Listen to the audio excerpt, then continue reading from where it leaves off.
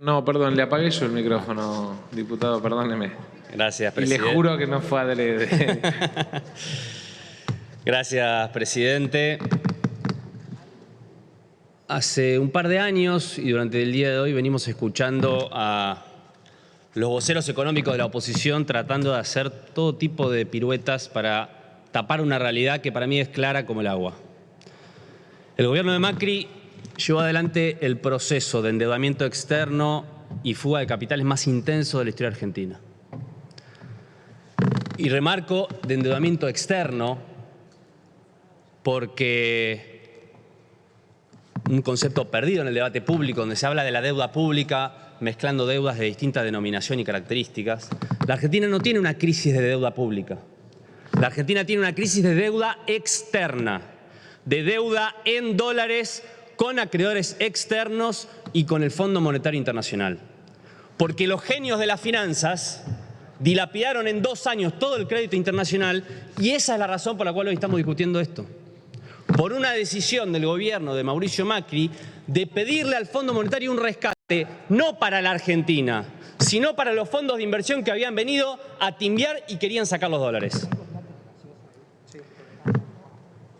Quiero ser claro, los gobiernos no son todos iguales. Hay gobiernos que alientan los procesos de endeudamiento externo y fuga de capitales y gobiernos que intentan ponerle límites a la voracidad del capital financiero. Y si no ponemos límites, no tenemos futuro como país soberano. Se recordó hoy acá cómo a partir del año 2006 la Argentina recorrió un camino que, por supuesto, con aciertos, errores, pero fue un camino de autonomía. Y no es casualidad que este ciclo de endeudamiento haya venido después del pago a los fondos buitres contra los cuales la Argentina luchó, no en vano, sino consiguiendo, por ejemplo, que las Naciones Unidas en su Asamblea General sancionen los principios de reestructuración de deuda soberana que buscan cambiar la forma en que los estados se relacionan con el capital financiero internacional. Estas crisis son figurita repetida en la historia argentina en los últimos 45 años. 89, 2001, 2018, todas las grandes crisis económicas de las últimas décadas fueron el desenlace de un proceso de endeudamiento externo y fuga de capitales. Y siempre apareció el mismo agente a resolver el problema, el Fondo Monetario Internacional. ¿Ayudó el fondo a resolver los problemas de la Argentina de balanza de pagos y endeudamiento externo? No. Siempre que intervino el FMI en la Argentina, empeoró los problemas, nos dejó peor que como estaban antes. Esa es nuestra historia. Por eso lo más preocupante en este debate es que todo esto quede en una situación de impunidad. Que no se sepa bien quiénes son los responsables, que no haya ningún tipo de reparación democrática después del daño que se le produjo a la economía argentina. Por eso vuelvo a insistir en la necesidad de avanzar en la investigación de la fuga de capitales, determinar cuáles son los sectores económicos que se beneficiaron con las políticas de endeudamiento y que sean esos sectores en donde recaiga el esfuerzo para pagar esta deuda. Dicho todo esto, presidente, creo que obviamente es de público conocimiento que hay un conjunto de diputados y diputadas del Frente de Todos que no vamos a acompañar este proyecto y quiero explicar brevemente y con todo respeto mis razones. Creo que este acuerdo es el resultado de una estrategia de negociación limitada o encorsetada dentro de las reglas tradicionales del fondo. Seguramente por la convicción de que no había o no se podía transitar un camino alternativo. Y estoy seguro que esas reglas que implican, que el fondo impone, de que no se pueden hacer acuerdos mayores a 10 años, que no se puede hacer quitas de capital, de intereses, ni siquiera de las sobretasas injustas que insistió nuestro ministro de Economía. Estoy seguro que el presidente de la Nación, que el ministro de Economía, que todos los integrantes del bloque del Frente de Todos que van a votar a favor, lo hacen con las mismas convicciones, con los mismos principios y con los mismos objetivos que tenemos quienes no vamos a acompañar hoy este proyecto. Y que tenemos diferencias, matices de diagnóstico y que es muy importante algo que en algún momento dijo nuestro presidente de bloque.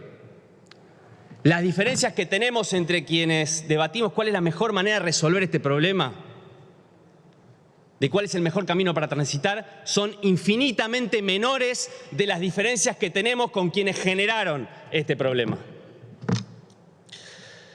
En mi convicción, este acuerdo, originalmente por 57.000 millones de dólares, que violó el convenio constitutivo del Fondo Monetario, que le implica una responsabilidad del Fondo no solamente en el otorgamiento del crédito, sino también en la displicencia posterior, cuando frente al fracaso del programa siguió girando los desembolsos, esa responsabilidad hoy no está.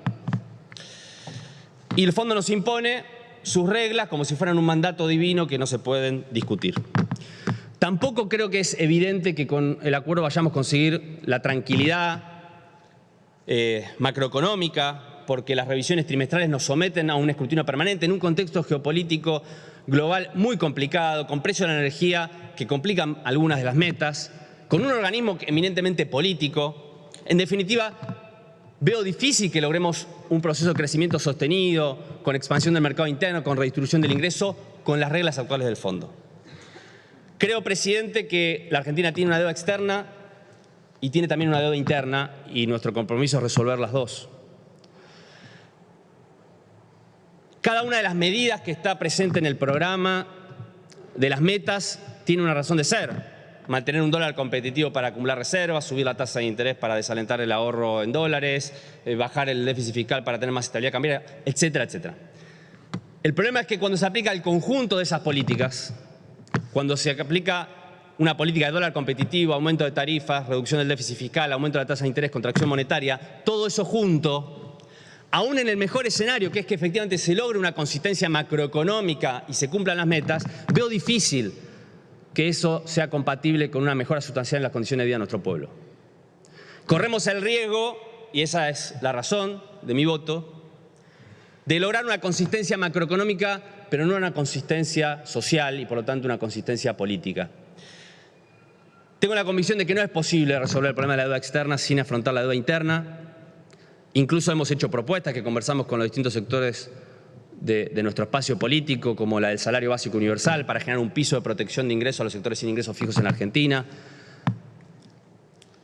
que no fueron consideradas, y por eso siento el deber de explicar por qué no acompaño hoy este proyecto. Cierro con esto. Nosotros, presidente, no somos militantes del default. Creo que quedó muy claro en la forma en que actuamos en este debate, que no actuamos para que ese sea el desenlace en el día de hoy. Creo que vienen tiempos difíciles que los buitres acechan, con una derecha que lamenta que este acuerdo no tenga las reformas estructurales que eliminen los derechos sociales en Argentina, y un Fondo Monetario que estoy convencido más temprano que tarde nos va a exigir en esa misma dirección.